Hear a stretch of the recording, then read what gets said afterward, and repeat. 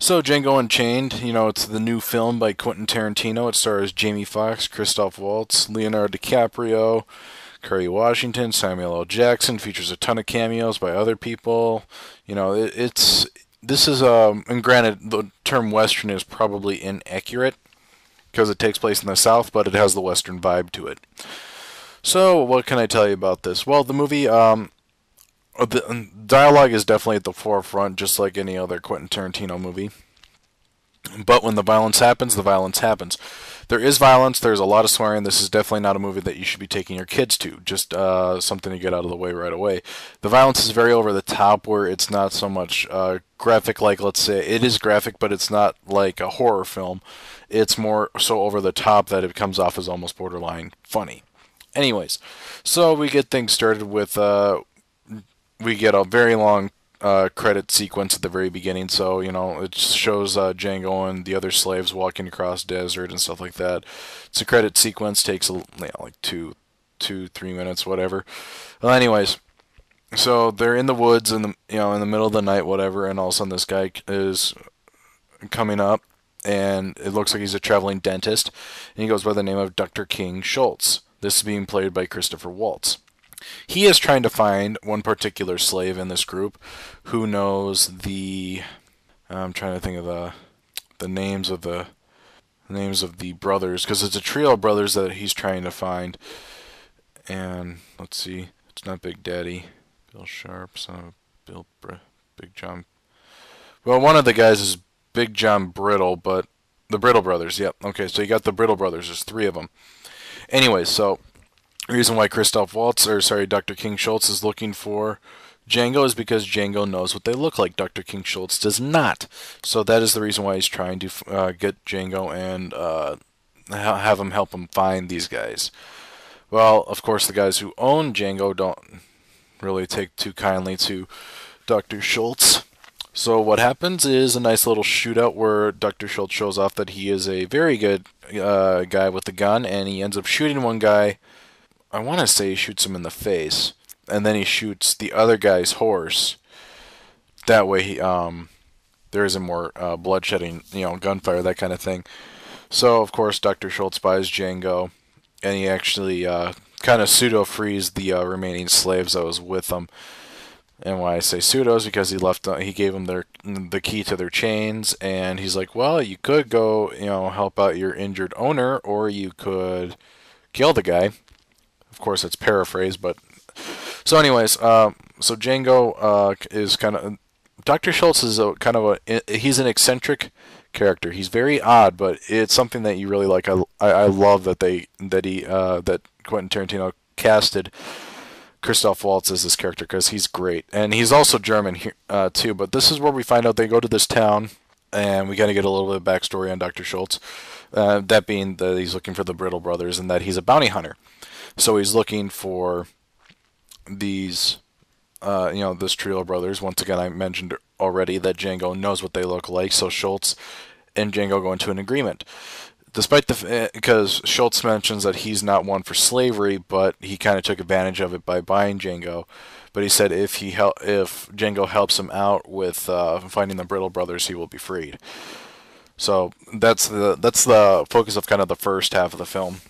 So I guess I should mention when they got to town, Dr. Schultz shoots the sheriff, which was really funny because the bartender threw some hissy fit, and yeah, Schultz shoots the sheriff almost immediately. It scares the town people stupid, and so then they get the local U.S. Marshal or whatever, and you find out that the sheriff was actually a former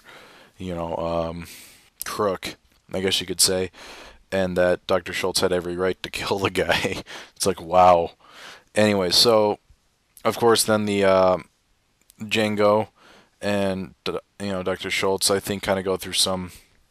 I think the next thing they do is that the next step they make is they go towards kind of dressing Django up a little bit, as well as finding the Brittle brothers, and that's where we get a nice little. For anyone who appreciates Miami Vice, Don Johnson plays the character of Big Daddy. That's just the guy. That's what he's called in the film. Well, anyways, long story short, they do find the Brittle brothers and they kill them. And it shouldn't come as a shock considering that we do see one of the Brittle brothers' deaths in the trailer. So you knew the guy was going to die. The reason why there's a little bit of backstory behind the Brittle brothers and Django is that Django was the Brittle brothers were like slave hands to whoever Django's owner was beforehand. So the Brittle brothers whipped him and his wife, Broomhilda. And yeah, so I think Django felt a bit of retribution for getting to kill these guys. So they get their due, and of course by their agreement, Django was freed, and Dr. Schultz and him were talking, and he asked, "Well, what are you gonna do?" And Django's like, "Well, I'm gonna find my wife and free her." And so then he asked, Dr. Schultz asks about his wife, and he finds out that her name is Broomhilda, and this is a nod to, and whether or not this is true, at least in the story, is that there is a German folk tale involving Brunhilde, who, for the lack of a better term, the folk tale is not unheard of. We've heard probably the best example would probably be like Sleeping Beauty, that kind of thing. I think Sleeping Beauty is probably the most accurate, where this girl gets locked up in a tower, on top of a mountain, whatever. At least in this, I believe she got, is on the very top of a mountain, and this guy comes and saves her. And so we get that nice little story. It's kind of cool, though, like seeing Django, and he's like sitting, just eating up all of what Dr. Schultz is saying to him. And it's not, there was almost a certain innocence to when Django was hearing this story, which was really cool. I like that. So I guess without giving away too much more, the second half is focusing on Django and Dr. Schultz trying to get into, because they find out that Calvin Candy, played by Leonardo DiCaprio, his character, the character, he owns Broomhilda. He has like the fourth largest plantation in the South, or in the state, or whatever the case may be, and it's by the name of Candyland. Our introduction to him is that there's this thing called Mandango fighting, where it involves two black slaves just beating the crap out of each other in fights to death. It's essentially a cockfight, and yeah, it was pretty brutal to watch and to listen. But yeah, so of course that's what they're trying to do, and I don't want to give away too much more. So let me think. Jamie Foxx was great as Django. I loved Christoph Waltz and Leonardo. Wow, I'm bad at pronouncing Leonardo DiCaprio's name right now. Anyways, I love those two as their characters. Samuel L. Jackson plays Stephen, who is Calvin Candy's what would you want to say? As far as I could tell, Stephen is Calvin's slave, but it seems like kind of his right-hand man too. There were some, and before I forget, I want to mention my favorite scene. There was shortly after the Brittle brothers had died, there was a scene where these hooded guys on horseback with kind of like a burlap sack over their head. Maybe not burlap, but you get the point. And they're raiding Dr. Schultz's camp, Dr. Schultz and Django's camp. And all of a sudden we get a flashback, so it throws you off right away. It really does. And what ends up happening is we get this flashback where we see these guys, and essentially what it's trying to talk about is the fact that these guys cannot see. It's hilarious. And I'm not quite sure if it was kind of a tip of the hat to, the former, what would be, the Ku Klux Klan. If that, I don't know. I don't know the history of the Ku Klux Klan, nor have I ever claimed to know. But it was kind of funny because these guys were like, I can't see shit with these things, and this guy's like, what? Screw you guys. My wife, spent all day, putting holes in these bags, and it was very funny. I loved it, and this is actually where Jonah Hill's character comes in, and very quick, but it was there were cameos to be had, and it wasn't the best cameo. The best cameo, probably in my opinion, belongs to Quentin Tarantino. And I'm not going to give it away, but I think a lot of people. There was one guy in the theater that when we watched it that actually clapped when it happened.